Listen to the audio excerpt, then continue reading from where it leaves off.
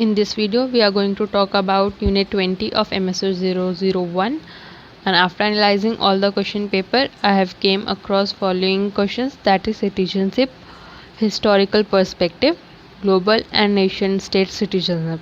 There is also a question asked about relationship between citizenship and state and multiculturalism. We will divide the video in two parts. In today's video, we will talk about citizenship, its historical perspective, and we will see global and nation state citizenship.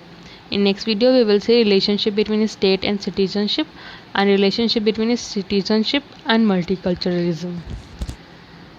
Now starting today's video, let's see what is citizen. A citizen is one who participates in the process of government.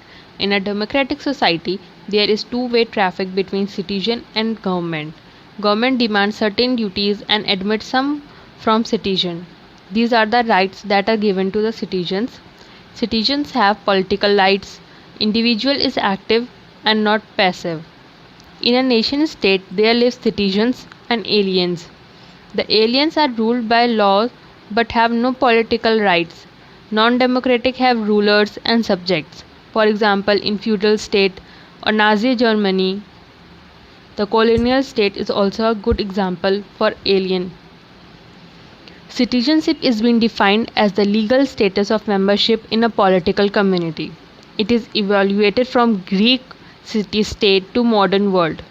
It is legal political right of every human being residing in a territory called a state. It is a relationship between individual and state. It is closely linked to concept of democracy. It links to participation of people in government. A good citizen is one who is conscious of his rights and duties. Citizens' participation is the basis of responsible, limited and constitutional government. There are three major issues of modern times. The first is place of church and various religions within the nation state that was resolved in 18th and 19th centuries. The second is the admission of lower strata, particularly workers, to full political and economic citizenship through universal suffrage and right to bargain collectively. The admission of lower strata, particularly the worker, was resolved by using universal suffrage movement. The third issue is the struggle for the equitable distribution of national income among people. This issue is now also not resolved because there is no equitable distribution of national income among people. Where workers were denied both economic and political rights, their struggle for redistribution of income and status was superimposed on the revolutionary ideology. Where the economic and status struggle developed outside of above context, the ideology within which it was linked tended to be that of gradualist form. There were some areas where workers were denied both economic and political rights, and universal adult suffrage was given in many countries before, such as Britain in 19th century, Sweden in 20th century, Prussia in 1918, Southern Germany in 19th century. The universal adult suffrage was granted. In France, after Second World War, the economic rights were given. The lower strata is part of governing groups now. Key domestic issue today is collective bargaining over differences in the division of total product within the framework of a welfare state. Now let's see the history of citizenship, how it's originated. Citizenship is a Western concept originating in Greece and Rome. In capitalist societies of 19th and 20th century, it expanded. Citizenship implies a universal basis, either all adults or some general category of them. For instance, male or property holders are citizens. Under Rome jurisdiction, citizenship came to mean someone free to act by law, free to ask and expect the law's protection. Creation of modern state, citizenship signifies certain equality with regards to the right and duties of membership in the community. Modern state administers citizenship that determines who gets citizenship, associate benefits, right and privileges it entails. As a legal status, citizenship has come to imply a unique, reciprocal, and unmediated relationship between individual and political community. Citizenship is right to have rights. In Britain, conversion took in three stages. First, 18th century, civil citizenship. Second, in 19th century, political citizenship. And third, in 20th century, social citizenship. In 18th century, equality before the law, personal liberty, freedom of speech, thought and religion, the right to own property and make contracts were given. In 19th century, electoral and office holding rights were given. In 20th century, basic level of economic and social welfare, the welfare state and full participation in national culture was given.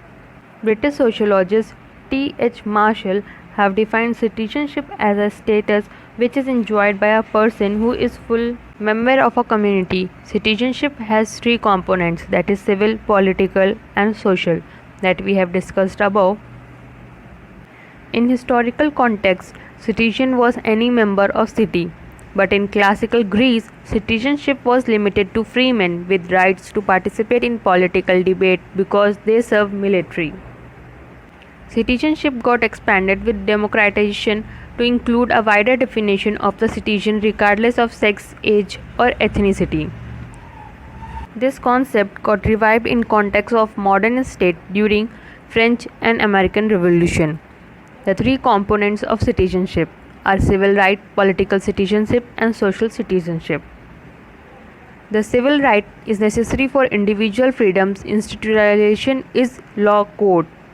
Political citizenship guarantees the right to participate in the exercise of political power in the community, either by voting or by holding political office. Right to participate in an appropriate standard of living embodied in welfare and educational system of modern society is social citizenship. Marshall's theory is important because of following features. There was permanent tension or contradiction between the principle of citizenship and the operation of capitalist market. Second, capitalism involves inequality between social class. Third, citizenship involves some redistribution of resources because of rights which are shared equally by all. There were some disputes in Marshall's theory. First, critics argue that it is a description of English experience only. Second, it is not a comparative analysis. Third, it has an evolutionary and technological view of inevitable expansion of citizenship.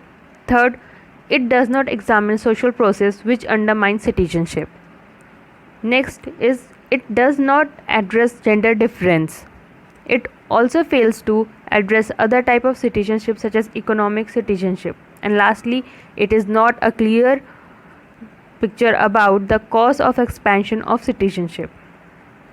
Different editions of citizenship in different societies are active citizenship, passive citizenship. Active citizenship is based on achievement of right through social struggle, whereas passive citizenship is handed down from above by the state. Talcott Parson, growth of citizenship is a measure of modernization of society because it is based on values of universalism and achievement. Citizenship is either viewed as an aspect of bourgeois liberalism.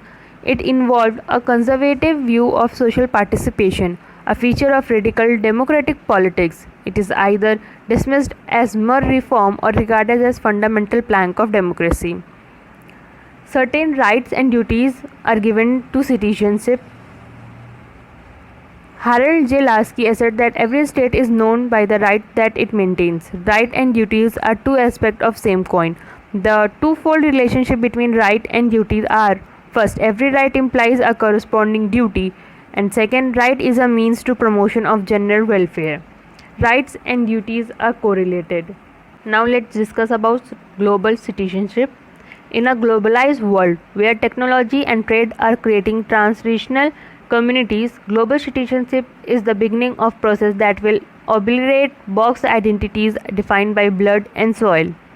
Expand consciousness as citizen of world, help us tide over tension that have been the product of ethnic and national histories. Long-standing wars and border dispute all over the world are all result of our inability to traverse the factiness of regionalism, religion, and ethnicity. Marcel McLuhan predicted the global village in 1960s. Manuel Castells argued that we are in the information age, aided by flow of people and capital. New social networks are emerging. Imagine a world without borders to explore multiple identities without creating a hierarchy of them. Global citizenship allows people to be stakeholder in the future of more than one country and culture. Upanishadic vision, that is Vasudev Kutumbakaram, means center or the entire world is one family. There is also a concept of dual citizenship that comes under global citizenship. Dual citizenship is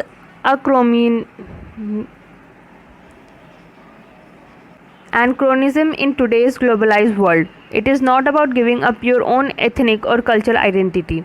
In India, dual citizenship gives immigrant Indian unfair advantage of having his cake and eating it too.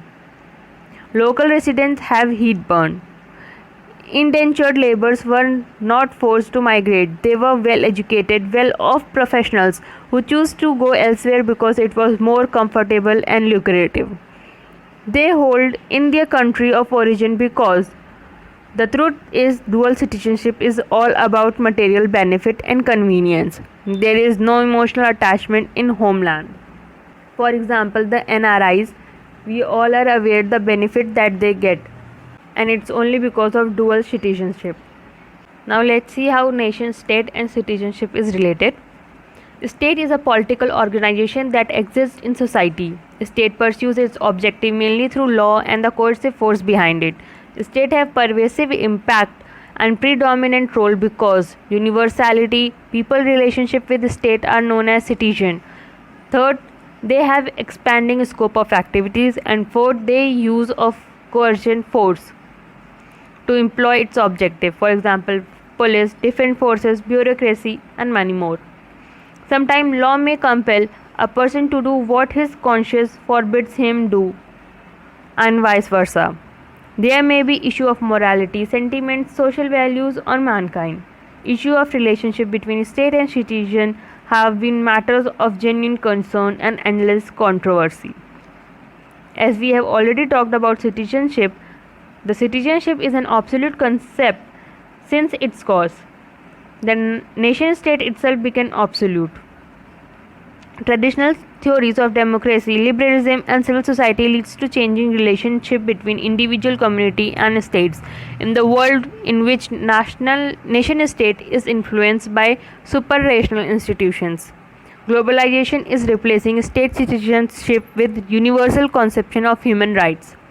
Nation state and citizenship means striking equality, protecting liberty, and promoting fraternity among the people of diverse socio-economic groups stand shattered.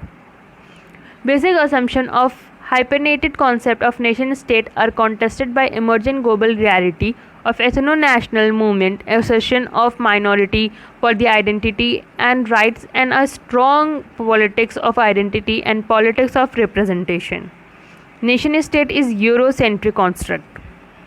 In developing world, they have attempted to emulate the model of the West for building their own structure of state and society, and in developed world, that is West, have been regarded as the citadel of the ideas of nation state.